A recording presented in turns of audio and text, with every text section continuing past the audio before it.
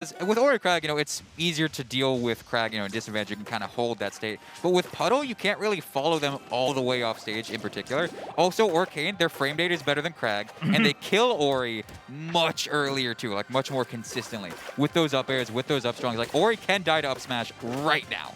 Oh my god, that is scary to think about, but he is literally a feather, if I remember correctly, right? Yeah. Second lightest character in the game behind Raster. And we have, oh yeah, but Kusi's ready to react and at least gets a punish off of that appearance on the Puddle. No. This is really bad for Xaro. Yeah, even with that wall jump, I don't think he had enough gas to make it back on stage. So, for those of you who don't know, what Xaro wanted to do there was B reverse his droplet and then forward air back onto stage, because forward air gives you reverse momentum, but he accidentally did the side input too fast and then did a side B off stage. Oh, that's so tragic. And oh, yep, right there. Kusi's reaction to the parry, immediately leaving on there for a punish, and Xaro missing that important up strong.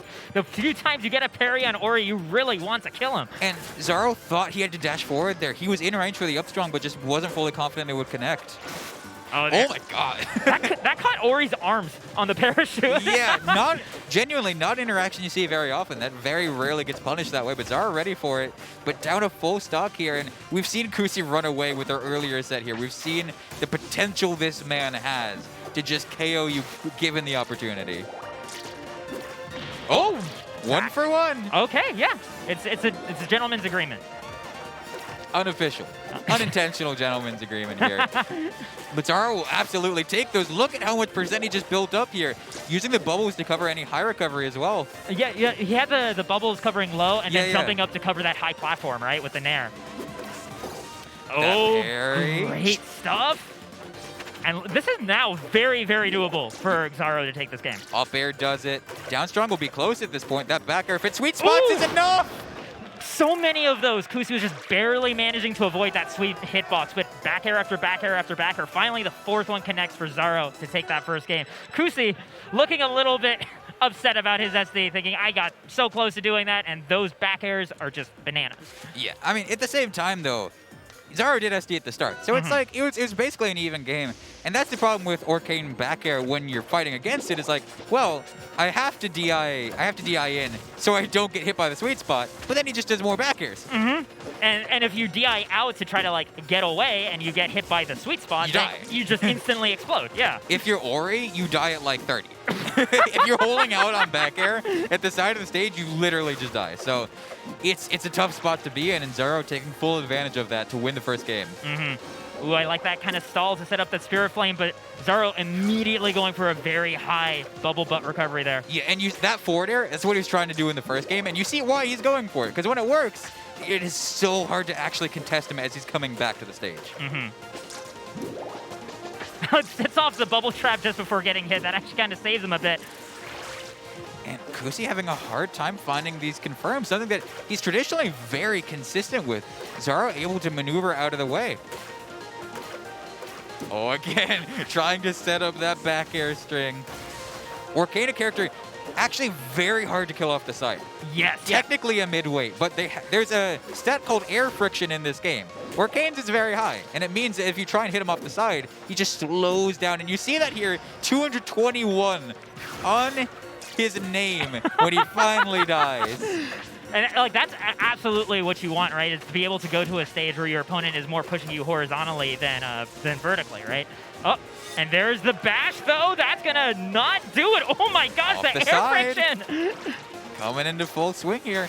But on the flip side though, Xaro is actually also having a hard time killing Kusi. This is like, Kusi was a kill percent like 50% ago, and he hasn't been able to find the one opening. And like the thing that makes it especially dangerous is you mentioned the temptation for Orcane to look for just random down strongs, but Kusi as a player is so good at baiting out those options and then punishing you for them that it's actually just give Kusi a ton of opening. And the damage is built up. Kusi looking for some kind of DI in there, but even though he misses, Xaro's still off stage, still has plenty of time to land. Waiting for something further, and Kusi finding up air, the next one, but still Xaro hanging on right before the blast zone. And again, we see these aggressive air dodges. In that case, there's nothing you can do. Literally, DI out on the up air, you die. DI in, you get bashed. And Ori is so good at setting up that situation.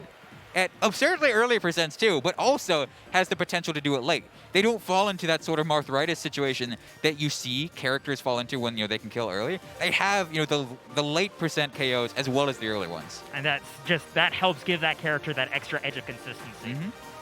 It's honestly, like, with Kusi having that many stocks too, even if like that wasn't a sure thing, he did have the essentially currency to go ahead and throw into looking for a bash very ambitiously off stage, right? Right. And yeah, bash puts you into free fall if you miss. An important fact for those watching. So if you see an Ori go way out there, they are fully confident they're going to hit, because if they don't, they die. That is the trade-off. But it also kills kind of early. And also, you get them off stage at like 70 and they're dead. Like bash here, that would kill. If they hit that bash, they were dead.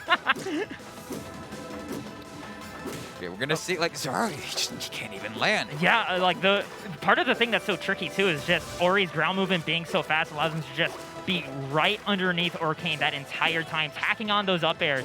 And even if they don't kill, like you say, it just attacks on a little bit more damage, makes it easier to find, say, a back air or a bash even further in to kill that up air. No, gonna get the back hit there.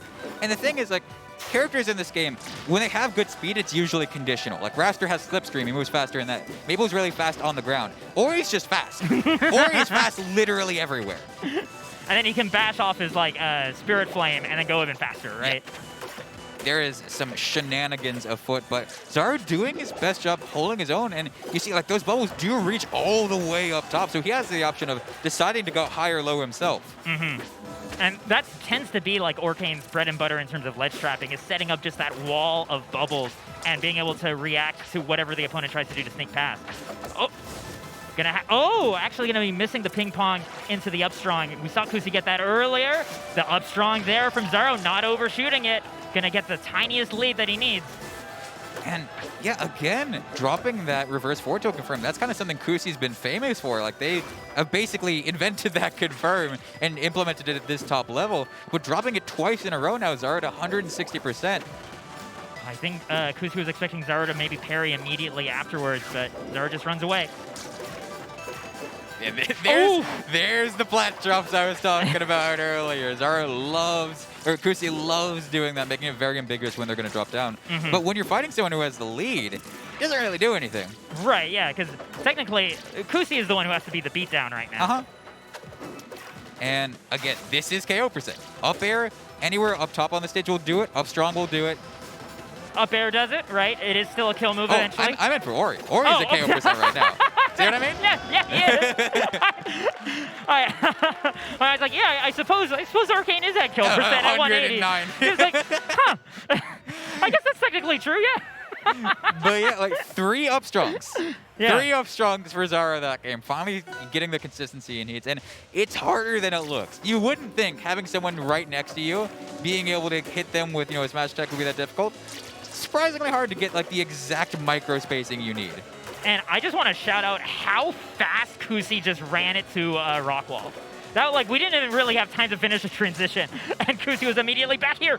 But at 102 on this stage, right, slim side blast zones means that Xaro can really pick up these stocks quickly. 4%. That's all Xaro has that's all Xaro has right now on him. And still extending even further. He hasn't been hit this stock.